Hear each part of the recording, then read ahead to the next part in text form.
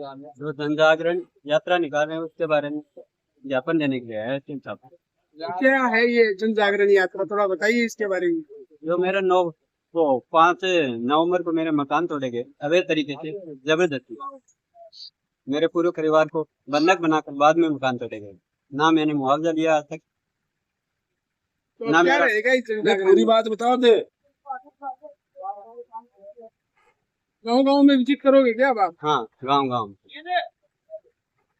हुआ है और किसान भयभीत है। किसान भयभीत कैसे है? फैक्ट्री के जो धमाके हैं, उन धमाकों से इनके फादर साहब की जान चली गई। हम बैठने गए थे, जहाँ माइनिंग एरिया उसके नजदीक में इनकी जमीन है, इनको पूछे बिना माइनिंग शुरू कर दी। आज तक इनका सौदा नहीं हुआ, पैसे का लेन देन नहीं हुआ और इन्होंने खुदाई शुरू कर, वो फैक्ट्री वालों ने खुदाई शुरू कर दी। फिर इनको बंधक बना के, बंधक बनाया आपको, इनको बंधक बना के, और इनकी जो पत्नी है वो 7 महीने की गर्भवती है, छोटे छोटे बच्चे हैं, उन सबको बंधक बना के और इनका घर से सारा सामान उठा लिया और घर तोड़ दिया। भाई ये परिवार कहता है कि मैं मेरी जमीन में रहना चाहता हूँ, नहीं दूंगा।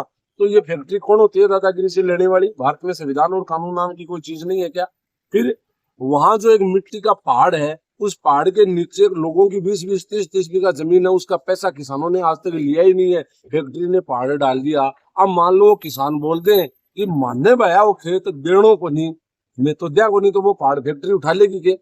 ऐसी ये ज्यादतियां हो रही है। एक कन्वेयर बेल्ट है वहां, वो कैप्टन साहब है शेखावत साहब, उनके खेत के ऊपर से कन्वेयर बेल्ट है, वो निकाल दिया और कैप्टन साहब ने कहा मैंने जमीन बेची नहीं। वहाँ एक भाई है महेश यादव, एक मुद्दा थोड़ी है फैक्ट्री का दादागिरी का, एक वहाँ महेश यादव है। ये यात्रा है उसके बारे में हाँ, बताइए। महेश यादव है, उसकी 30 बीघा जमीन छीन ली, उस पे बिल्डिंगें बना दी, उसको एक कौड़ी नहीं दी।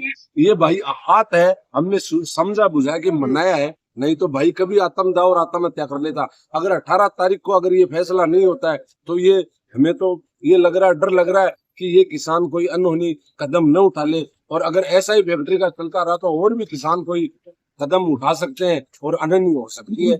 हम तो समझा रहे हैं कि फैक्ट्री वालों को भगवान सद्बुद्धि दे और इनका फैसला करे। तो ये अपनी रेट मांग रहे हैं, कंपनी कहती है हम मुआवजा दे रहे। अरे हरामजादो, किसको मुआवजा दे रहे हो तुम लोग? मुआवजा किस चीज का? ये अपनी कीमत लेंगे, रेट लेंगे। मुआवजा किसको देते हो? कौन सा मुआवजा होता है? मुआवजा होता है सरकारी समाधान का, ये तो प्राइवेट है, धन्ना सेठ है, ये रेट पे बेचेगा सीमेंट, तो ये भी अपनी जमीन रेट पे बेचेंगे। में उसके साथ कोई भी घटना घटती है तो उसका जिम्मेदार प्रशासन होगा। नरेंद्र जी, वैसा पूरा काल सुबह से गांव गांव निकलांगा और पीला चावल बांटांगा और आखांगा कि भाई विद्याधर यादव जो परिवार के साथ में वो अन्याय हुए, विका मकान जबरदस्ती तोड़ा गए हैं और ये पूरा परिवार ने बंधक बना के पूरा मकान दहस नहस कर दिया। पूरा सामान बेचारों को खत्म कर दियो। भले 3 खाने तो मैं चून भी छोटे को नहीं 1 किलो क्यों बत्ती की कंपनी दादागिरी करेगी। तो इसलिए मैं काल से लागूंगा, पूरा गाँव गाँव घुमाऊंगा और 18 तक एक बहुत बड़ो विशाल जनसभा करेंगे बड़े श्री सिमन कोटला गेट पर और इन न्याय दिलाग उठा।